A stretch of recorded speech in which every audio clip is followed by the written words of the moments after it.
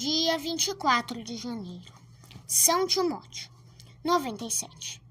Os termos elogiosos com que São Paulo enaltece as virtudes de seu discípulo Timóteo são provas do alto valor do mesmo.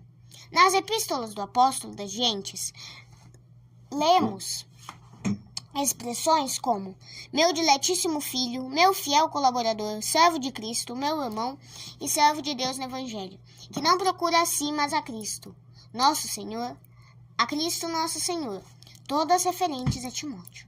Timóteo nasceu em Listra, na Licaônia.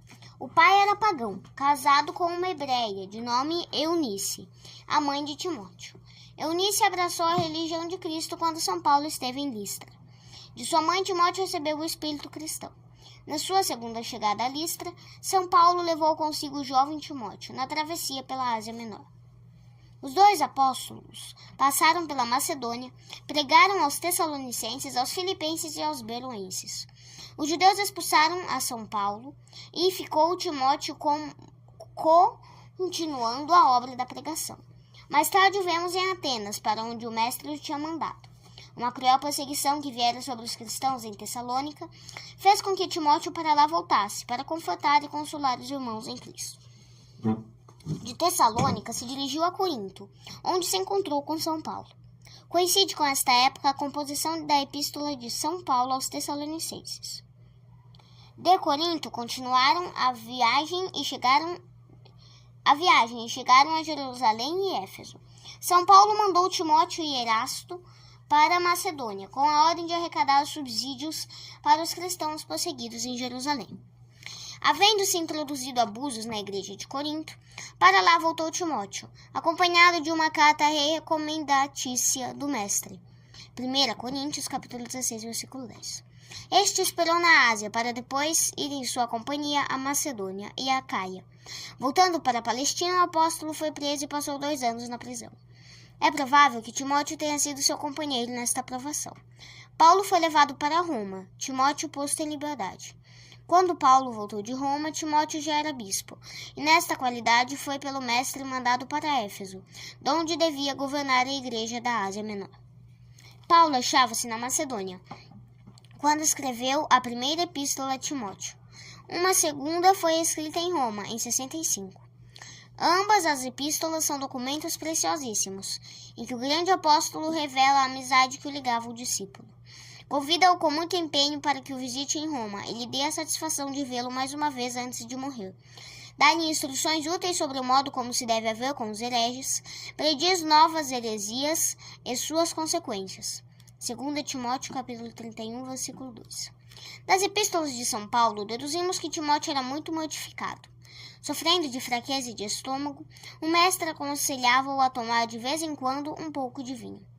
São Timóteo é considerado o primeiro bispo de Éfeso, que lá se achava quando chegou São João Evangelista, para assumir a direção das igrejas da Ásia. As atas do martírio de São Timóteo, que datam do V ou VI século, dizem da sua morte o seguinte: no ano de 97, quando era imperador Nerva, os pagãos fizeram uma grande festa em homenagem aos deuses, e nesta ocasião organizaram um prestito, no qual levaram as imagens, cometendo muitas indignidades. Timóteo, vendo esta abominação, pôs-se no meio dos idólatras e verberou-lhes energicamente o procedimento escandaloso. Esta franqueza apostólica provocou uma ira tal da parte dos pagãos, que se precipitaram contra ele e o mataram a pedradas e pauladas. Reflexões. O jejum era fiel e inseparável companheiro dos trabalhos apostólicos de São Timóteo. A igreja impõe o jejum a seus filhos como uma lei de grave obrigação.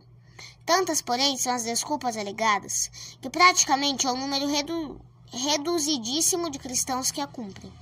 O nosso tempo tem horror ao sacrifício. Quando, então, é um sacrifício imposto pela religião, qualquer motivo serve para muitos lhe eximirem do cumprimento. A praxe dos santos é inteiramente diferente.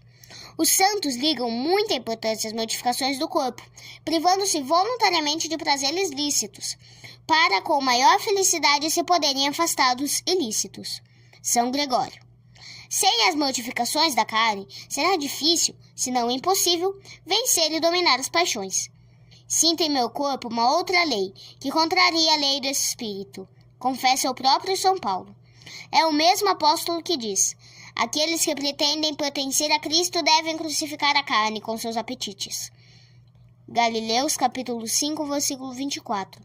Se o apóstolo São Paulo, se seu discípulo São Timóteo acharam necessário castigar o corpo e reduzi-lo à servidão, 1 Coríntios capítulo 9, versículo 27, como podem então o jejum e a abstinência ser consideradas medidas exageradas de penitência por aqueles que trazem constantemente no corpo a lei do pecado?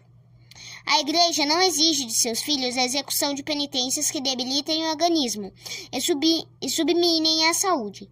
Estão isentos da lei do jejum todos aqueles que, por causa da idade, de trabalhos pesados e de doença, não se acham em condições de cumpri-la. Mas aqueles outros que muito bem podiam jejuar, não deviam fazer uma interpretação mais larga da lei utilíssima e procurar toda a sorte de desculpas para dela se eximir. Nos tempos em que os homens eram mais santos, mais puros e crentes, havia mais consciência também neste ponto, e a lei do jejum era observada com todo rigor, sem murmuração alguma. Em nosso século, porém, que tem o estigma de material sensual e tíbio, neste século, onde a sensualidade e a sede dos prazeres enchem a atmosfera, há reclamações, protestos e objeções de toda sorte contra a abstinência e o jejum. Que será de nós se, em vez de crucificar a nossa carne, cada vez mais a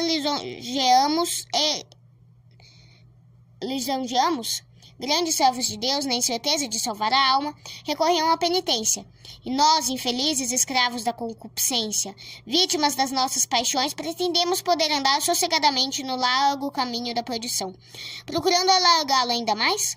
Como falou Cristo: estreita é a porta e apertado o caminho que guia para a vida eterna. Mateus, capítulo 7, versículo 24.